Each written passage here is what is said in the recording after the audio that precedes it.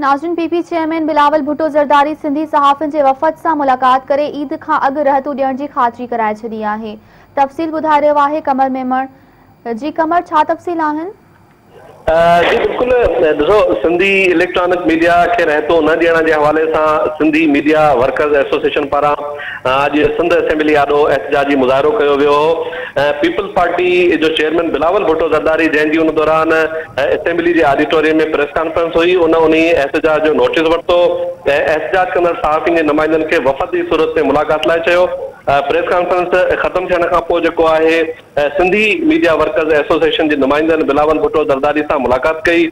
मुलाक़ात दौरान सूबाई वज़ीर सैयद नासिर हुसैन शाह पिणु मौजूदु हो। सहाफ़ियुनि जे नुमाइंदनि बिलावल भुट्टो खे सिंधी मीडिया जो रहतो न ॾियण जे हवाले सां आगाही ॾिनी ऐं खेसि ॿुधायो त रहतो न मिलण सबबि सिंधी इदारा शदीद माली बहिरान जो शिकार थी विया आहिनि ऐं उन्हनि खे पघारूं जेको आहे ॾियण बि मसइलो थी वियो आहे, जंहिं करे सहाफ़ियुनि समेत मीडिया वर्कर जी जो जेको आहे बेरोज़गार थियण जो ख़दशो पैदा थी वियो आहे। वफ़द बिलावल भुट्टो खे इहो बि ॿुधायो त सिंध हुकूमत मिडास कंपनी खे रहतो जारी करे चुकी आहे, पर उनजो मालिक इनाम अकबर सिंधी मीडिया खे उहे रहतो जारी न करे रहियो आहे, जंहिं ते बिलावल भुट्टो सख़्तु कावड़ जो इज़हार कयो ऐं सूबाई वज़ीर सैयद नासिर हुसैन शाह खे ईद खां पहिरीं उहे रहतो सिंधी मीडिया जे इदारनि खे जारी करण जो हुकुम ॾिनो।